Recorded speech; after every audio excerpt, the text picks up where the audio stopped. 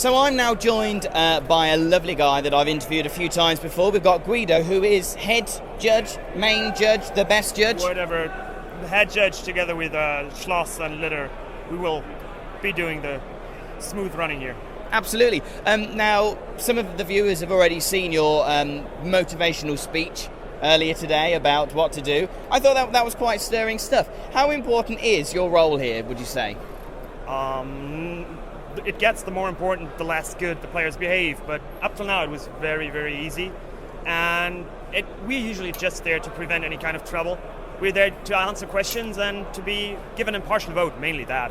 The rest, most of the players, they do get along very, very well and behave very well. There have been no major issues up till now, so we hope to be smoothly running the next 5 games and no more stress at all. Good. Yeah, I hope so too. I hope so for your sake. How does this event differ from other ETC events? It has been very, very well organized. The Serbs are very hospital? I'm not a native, but they are very accommodating for us. They've been preparing everything greatly, and up to now, I think it's a perfectly run event. Very, very good ETC. How do you get involved in it? I mean, is this something that other people could do, or are you the only judge that can ever be at the ETC? Actually, I've just applied, and obviously the job I did last year was so bad, so they agreed to have me again. And it's mainly just say, I would like to do it, and the organizers and the chairman decide on the judges. They have the final vote, and they probably are obviously agreed with Litter and me and Diego and El Paluda and all the others. Which are doing a splendid job up to now, I think. Though yeah, I agree too. The players are making this really, really easy on us. They're being nice, they are behaving the way they're supposed to, and I have not had any issues up to now.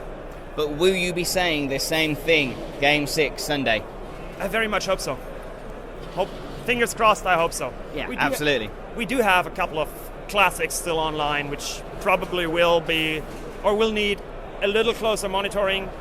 But to be fair, there was one matchup this round, which I won't tell which it was, but where we thought it might get hot-headed, not because the players are bad, but because the temperament of those nations is a hot-headed one. But that was perfect. They didn't even call a judge once. It was perfect behavior on everybody, and up till now, I can only applaud the players for their behavior, and I very much would like to do this on Sunday evening again.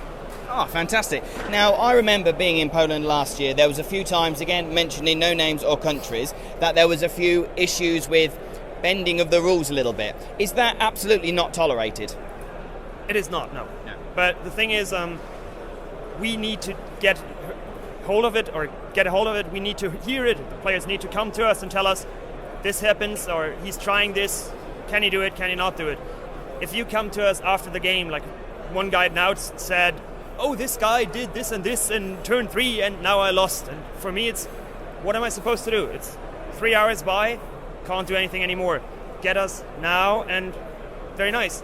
Actually, there has been one issue on a game where some rule was broken or done wrong, and the captains came to us and said, so what are we supposed to do? And I said, take 15 minutes, come to a conclusion yourself, and then everything is fine. If you don't reach a conclusion, I will judge, but they came to a conclusion and shook hands and everything was great. So they went from a win to a 10-10 though, didn't it? Yes. They agreed themselves. They agreed themselves, so you didn't have an input, no? None at all. I just asked them politely to agree themselves, and that's what they did. Well, that's really, really good to hear, because one of the issues I've got in our country is being too competitive, too gamey, and the fun gets sucked out of it because it's down to getting that win and making sure it's the maximum result. How important is it to have fun while playing in this situation? It is still the most important thing. We shouldn't forget that we're a bunch of idiots for traveling miles and thousands of miles to play with toy soldiers in some sweaty hall. So I'd say fun is the most important thing. If you come out of here and you don't have had fun, then you probably better not have been here. What do you think to the hall, by the way, having all of the game scenarios here behind us? It's very nice. It's they have enough space to do it all, and so the way this is situated, I'd like it. I like it, and it's nicer than in Poland last year, where they had it split in different in a tent and a hall and a room upstairs. So and it's actually not that loud. That's maybe one of the very, very few things that the organizers could have made better is got a better speaker, because from the middle when they make their announcement and you're playing on the end rows, you can't hear it. You will not be able to hear it. Even I, knowing there was an announcement coming, didn't even hear that the announcement was made. So, but that's one of the very, very few issues that I would criticize here. Maybe they need a certain vocal gentleman from last year to shout out, there is an hour remaining to the round. That might help, or just a louder speaker. Or just a louder speaker. I go with my option.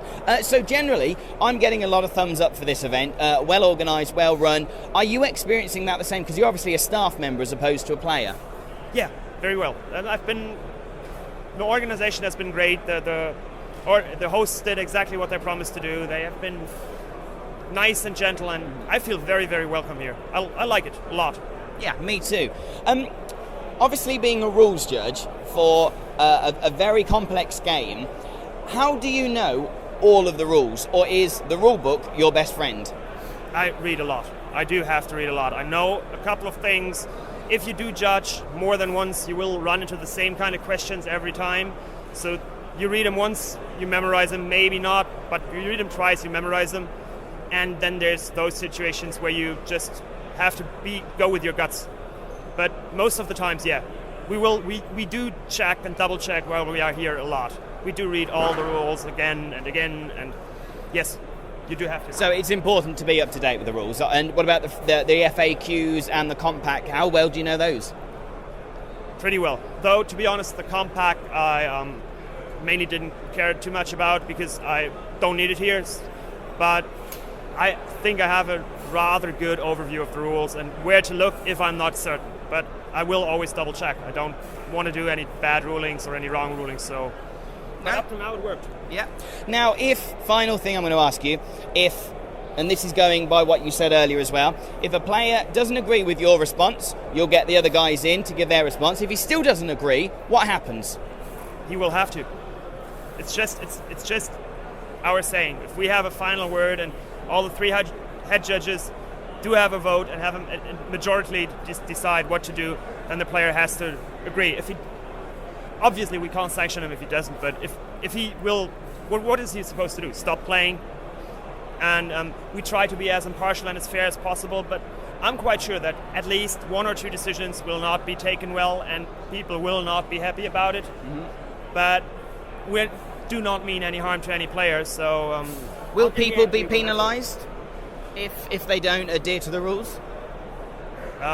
They will be, though I'm confident and happy that I will not have to do this. Good. I would, but I very much would like to not do it. So, and I'm very confident that I won't have to. Good. It's really, really good to hear. Guido, thanks so much for chatting to us. It's been a pleasure. You're welcome. Cheers. Thank you very much. Cool.